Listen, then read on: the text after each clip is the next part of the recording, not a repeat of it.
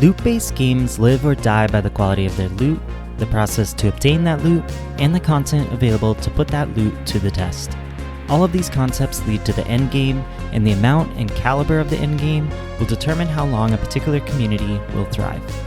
Historically, the Borderlands series leaned heavily on multiple playthroughs, switching classes, and the hunt for part-specific gear. For some players, this is enough. Throw out some DLC, new loot, and a raid boss or two, and call it a day. But much like I mentioned in the previous video in the series, Borderlands 3 can and should be much more than it is now. BL2's community is nearing 10 years and still maintains thousands of players on Steam alone. Where will Borderlands 3 be in the same amount of time? I'm guessing if things continue as is, not nearly as successful. So, let's talk about how to fix Borderlands 3.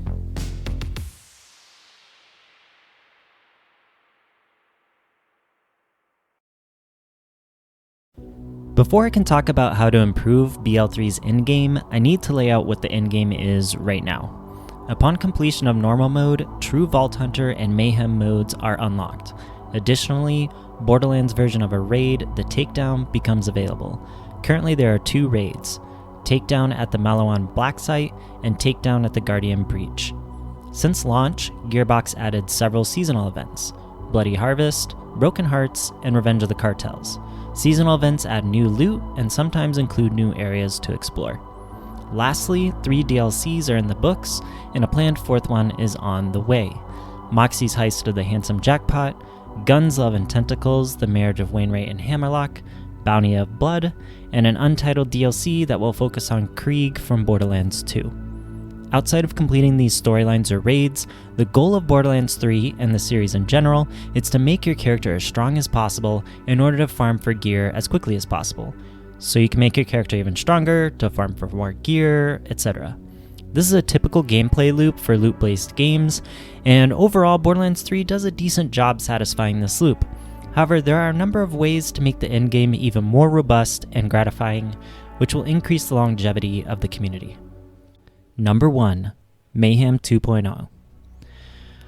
Oh boy, where to begin? Okay, the introduction of Mayhem 2.0 brought with it a series of issues that changed how builds are constructed, how loot is obtained, how damage is calculated, and, well look, a lot got changed, and most of those changes made the game worse. Not irredeemably worse, but worse nonetheless. Because of how much was changed, there is a lot to cover, so without any introductions, let's get to it. The easiest place to start is the modifiers. There are 2 major ways I would change the modifiers, how they are implemented and the content of them. Right now, Mayhem level dictates how many modifiers are active and the difficulty of those modifiers. The higher the level, the more modifiers are forced upon the player. For example, on level 1, there is 1 easy modifier. On level 5, there is 1 easy, 1 medium, and 1 hard modifier. And on level 10, there's 1 each of easy, medium, hard, and very hard. The player has no control over this aspect of the modifiers. Which modifiers are actually selected is random. However, the player does have the option to re-roll the modifiers if they don't like them. It is a very tedious process to find modifiers you may want to play with. Later on in the video, I'll discuss how to get around this, but for now, I want to tackle my first issue with Mayhem 2.0. Not all the modifiers are interesting or fun. I understand the whole idea of Mayhem is to inject a bit of randomness into the gameplay, and that may include some aspects that increase the difficulty, but I don't think the modifiers created are especially enjoyable. When Mayhem 2.0 was first announced, the developers talked about crazy stuff like the floor is lava and big head mode. And yes, those modifiers did make it into the full release, but announcing those made Mayhem 2.0 seem like things would harken back to cheat codes in GoldenEye 007 or Perfect Dark. You know, slappers only, paintball, all rocket launchers, fun and stupid gameplay changes that would fit perfectly in the Borderlands humor and universe. But that's not what the community got. To be fair to Gearbox, not all of the modifiers are terrible, and some do force the player to come up with new strategies that possibly weren't considered before, but they often feel like a punishment instead of zaniness leading to unexpected outcomes or crazy ways to play. Minus 75% critical damage with no upside is not fun. Minus 90% dot damage is not fun. Additionally, not all of the modifiers within the same difficulty tier are comparable. Immunity to damage types is much harder on the player than the Healy Avenger. My point in explaining all of this is Gearbox missed an opportunity to take some of Borderlands' wackiness and inject it straight into the gameplay. I'm not saying every modifier needs to be fun. Challenge can be fun when sought out though, but the challenge shouldn't feel like a punishment. So what would I do here? First, the modifiers need to change. I'm not going to go over every modifier, but if you've played Borderlands 3 enough, you know what needs reworking. Instead, I'm going to throw out some ideas that I think could make Mayhem 2.0 truly feel like Mayhem, but in a good way. And to preface this list, I want to say that I'm going to cover other aspects of Mayhem 2.0 that can make some of these modifiers enjoyable, even if they may seem rough at face value. Feel free to pause to read them all. I have more ideas, but I think this list gives a good idea of what I'm talking about. I'm not saying all of these are great or even viable. I am saying a good chunk of these are simply for fun. Does Mr. Torg making all my gun sounds make me more powerful or the game more challenging? No, of course not. It is awesome though. That's Mayhem to me. That's the kind of stuff Gearbox should be bringing to Mayhem 2.0. Now I hear you saying, but JLo, I don't want to have to re-roll over and over through an even bigger list of modifiers. I hear you, baby bird. Let me feed you. This is the part of the video where I'm going to break down a path to a better Mayhem level system. The first change that needs to happen is the randomness of the modifiers. If people want to do random rolls, that can still be done. But if a player would rather select the modifiers, I think that should be allowed. As compensation, players that choose to do random rolls will be rewarded with greater chances of getting good loot. The second change, gear is not tied to Mayhem level. Hear me out.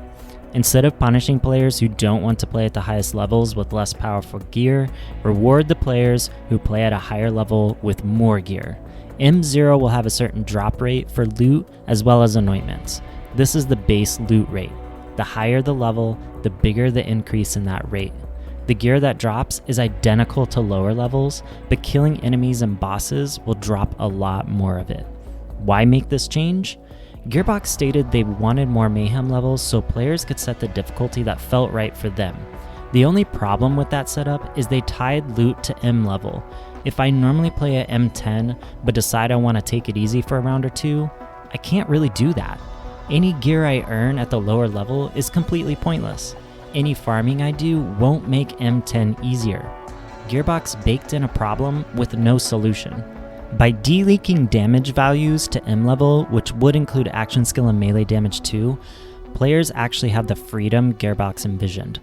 So what's to stop a player from selecting all the beneficial modifiers, jumping to M10, and farming like crazy with all the loot boosts? Weighted modifiers. Easy modifiers will only slightly increase the loot rate, whereas difficult ones will significantly increase it. If I select Mr. Torg gun sounds, low gravity, and paintball, I'm not going to see any significant change in my loot drops. If I pick for all enemies to be small, throwback grenades, and have randomized health, well, that's quite a bit different. A player will essentially decide what difficulty they want to have and then be rewarded accordingly. Now I want to make it clear that a player doesn't have to pick any modifiers. If they want to do M10 for the increased health and damage from enemies and nothing else, that is totally fine. M10 will still give a boost to loot rates because of how much harder the player will need to work for kills. In fact, increases in enemy health could be even higher than current M10 levels simply because the player would be in control of extraneous modifiers.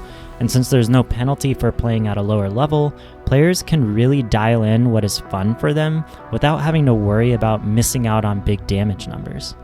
In an ideal world, increasing Mayhem levels would introduce new enemies and new enemy behaviors. I know that's a lot to ask of Gearbox, but it would go a long way to keeping players' attention as they explore higher difficulties. Lastly, if everything I said before wasn't convincing enough, I want to say that the damage scaling related to Mayhem is a pointless grind to some extent, like OP levels were in Borderlands 2. I'm not getting stronger by moving up the Mayhem ladder since enemies are also getting stronger. It's an artificial power growth. The damage is a lie. And speaking of damage, number 2, Power creep. All Borderlands games suffer from power creep, with the exception of Borderlands the pre-sequel, because its in-game was not supported for very long. So, what is power creep, and more importantly, why is it a bad thing? In a nutshell, power creep is when new gameplay elements, usually gear, are introduced into a game which cause older aspects to become ineffective. For example, introducing the Monarch eliminated the Dictator, or adding the OPQ system pretty much made all other assault rifles look weak. More examples include the Snowshoe replacing the Red Card, and Kibsworth taking over a variety of Maliwan weapons, which, fun fact, even the Kibsworth got replaced by the Flipper, go figure. Now, I know some people like seeing the numbers get big and have no problem switching to a more powerful gun. I get that. But the problem becomes pretty clear after 2 new raids, a variety of seasonal events, and 3 DLCs. There are very few weapons that are viable at a high level of play compared to the amount of gear available. More importantly, it's not even that only a handful of guns are viable, it's that the guns that are viable replaced older weapons. Borderlands is a series predicated on bazillions of guns. From the very first game, Gearbox shouted to everyone who would hear them how many weapons they had. And yeah, that's true, there are a lot of guns and gear between all the games. But it's also not true, because excluding joke guns, which I personally think there should be more of, the majority of weapons in BL3 are trash. And it's not because the parts rolled badly or the anointment wasn't what I was looking for. No, it's because they are either not interesting, poorly designed, or lack enough damage to remotely consider using. I'm not saying all weapons have to be powerful enough to do the highest level of content. I am saying all weapons, to an extent, should be worthwhile in normal play, or can be paired with other gear or skills to make them worthwhile at higher levels. This is also known as synergy, and I think it is something sorely missed on a lot of weapons. These weapon types that would execute that burst damage as fast as possible. So we're starting to see like different playstyles just kind of fall off the board. Mm-hmm. And that is the antithesis of what we want to do. Like, we want to make a game where all weapons, as many weapons as we can support, and as many builds as we can support are viable in some form or fashion so that we can support different playstyles. During one of the Bordercast episodes, a designer explained why they buffed the Ripper SMG. He felt the feedback loop of the gun was good, but just didn't do enough damage. However, the problem with that gun isn't the damage, it's the loop itself. Why would a player want to melee, then shoot with an SMG? This would make more sense on a shotgun, but if anything, I would reverse the loop. Shoot the SMG, then get an increase to melee damage. This lines up better with how a player would actually approach enemies, which is shooting as they close the gap for a melee hit. All that I just said can easily apply to shields, grenades, class mods, or artifacts. Class mods in particular suffer from power imbalances and impede build diversity. Zane especially has this issue with the See Undead class mod. I plan on addressing this in a future video. Okay, this series is about fixing the problems, so what do I recommend? First, adding a bunch of buffs and/or nerfs will not fix the problem. Certainly that needs to happen, but it won't prevent future instances. Only Gearbox can prevent that from happening. Adding new gear to the endgame is certainly challenging. It's a delicate balance of making players feel powerful while also not invalidating what came before. I think the key to this is making sure the guns fill a niche of some kind, while also not stomping on a niche already filled. Elemental damage, high critical hits, damage over time, all of these are broad strokes that lead to smaller niches. As an example, why is there only one weapon, the Face Puncher, that shoots melee damage? Adding another shotgun that did this would be pointless, but why not have a sniper rifle, or a heavy weapon? Why are there no Nova Shields that do radiation or corrosive explosions?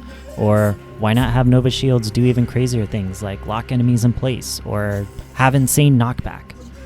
Why not make a grenade called It's Shit, and instead of removing status effects like It's Piss, it adds all elemental status effects? There are plenty of combinations Gearbox could make that wouldn't negate existing gear. Is the Flipper fun? Yes. Does it stomp on an existing niche that's already crowded? Absolutely. Again, Gearbox can make anything they want, and they chose to make a power creep gun. At the end of the day, it's up to them to prevent this from happening. They need to get creative and not be obsessed with obvious damage increases. Make players weigh the pros and cons of gear rather than say, well, why would I take X when Y naturally does twice the damage? I shouldn't finish Slaughter Shaft and walk away only wanting 1 or 2 items. I shouldn't come across an ASMD and not even inspect it. Number 3, loot. As a whole, I want to discuss some issues I have with loot. I'm not going to touch on individual gear analysis, as that is a whole other beast that this video is not going to cover. Cosmetics are great.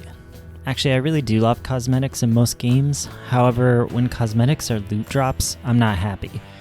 One of 2 things need to occur to fix this. 1, remove all cosmetics from the loot pool and move them to Crazy Earl.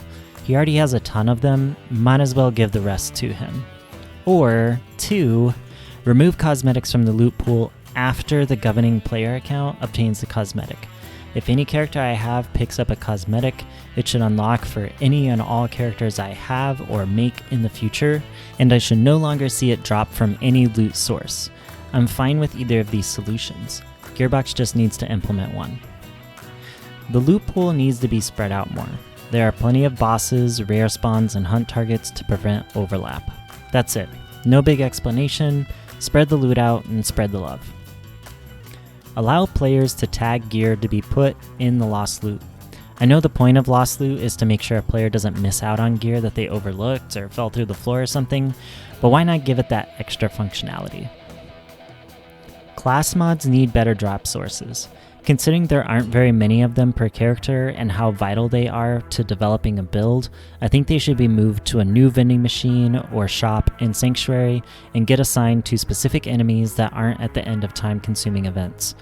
I'd even be willing to allow players to select the skill modifiers on the class mod, not the passives, just to simplify the whole process. Loot rates tied to longer events like takedowns, slaughters, or trials need to be improved across the board. In particular, I would love to see 4 or 5 red chests at the end of these events, especially the takedowns. Anointments need a complete overhaul. I'm not going into that with this video, but the one thing I do want to talk about is anointments tied to gear that can't use the anointment. On my last Guardian takedown run, the final boss dropped a Rough Rider with an anointment that recharges the shield while sliding. Yeah, that makes sense. I know it would be time consuming for Gearbox to go item by item to adjust anointments, but man, it is disappointing and disheartening to do all that work only to find garbage. Number 4, multiplayer. I know multiplayer isn't entirely tied to endgame, but a lot of the fun in doing endgame content is doing it with friends. Here's a list of items I would like to implement. Public matches should allow more specificity in locating a match. Not just takedowns, but which ones. There should be bigger incentives for doing multiplayer, like increased drop rates. When farming, it is really annoying to re-invite your friends each time a reload is needed. Additionally, people on your friends list should be able to drop into your game if desired, rather than requiring an invite. Hosts should migrate to remaining players in a match. That's it. Short and simple.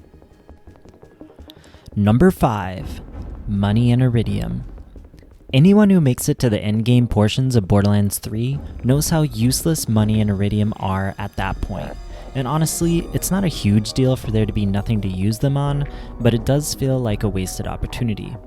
There are a lot of different options available, however, I'm only going to present my favorite one. I think Sanctuary should have a vending machine that allows the player to reroll parts and anointments on gear. Money should be used to reroll the gear. This doesn't need to be terribly expensive, but it should be a reroll for the entire piece, not a reroll of specific parts. Each roll on a piece of gear gets more and more expensive. Additionally, there would be a cap to the number of times a piece can be re-rolled, say 4 or 5 times, and all re-rolls will follow normal drop rates. Eridium should be used to re-roll anointments. This would be very expensive and could only be done once per item. I'm torn on whether a player could spend a large sum of money, like 10,000 Eridium, to pick their anointment of choice, because doing so could push people to simply farm Eridium, but as someone who has spent weeks trying to get the right anointment on something with no success, it is tempting to add that option. Number 6, new modes and general enhancements. This is going to be the last section of an already long video, so thanks for sticking around. While Borderlands 3 has quite a lot to do in terms of quests and bosses, there really isn't a whole lot to do in the endgame besides getting stronger gear and making better builds. To combat this, I propose several new game modes, as well as some enhancements to the takedowns, slaughters, and trials. Up first, racing. Vehicle races would be an easy implementation. Borderlands 1 and 2 had raceways of sorts that players could drive around. If Gearbox added a map or two with a couple of courses, players could jump into their favorite vehicle and run some laps. Tournaments and unique rewards would entice players to go for their best times. Borderlands 3 added a lot of customization to its vehicles. Gearbox should give the players a place to test them out. As part of racing, Gearbox could also create a series of parkour courses for those players who like to test the skip. Low gravity, platforming, using enemies to get to higher places, just a lot of different ways this could be implemented. Horde or Tower Defense mode. I know in 2020, the idea of a Horde mode seems pretty dated, but Borderlands 3 is poised to take advantage of a mode like this. Set up an arena and send tons of enemies at the players, way more than they could handle in a normal situation. Task the players with defending a certain area of the map, then give them the ability to build barricades or turrets or power-ups like Gears of War 3. The matches could run a number of rounds or infinitely with leaderboards showing who did the best.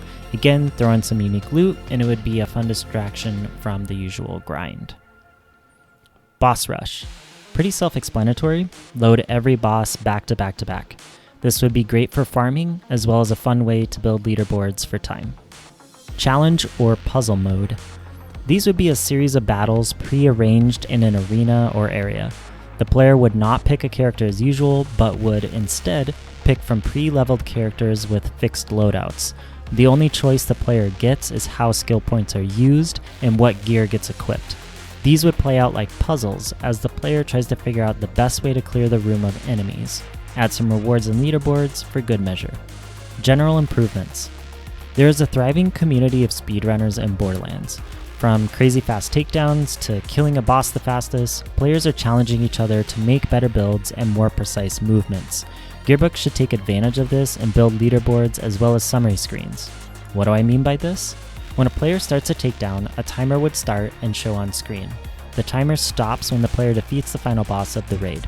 Additional timer checkpoints could be included for mid-bosses or difficult sections.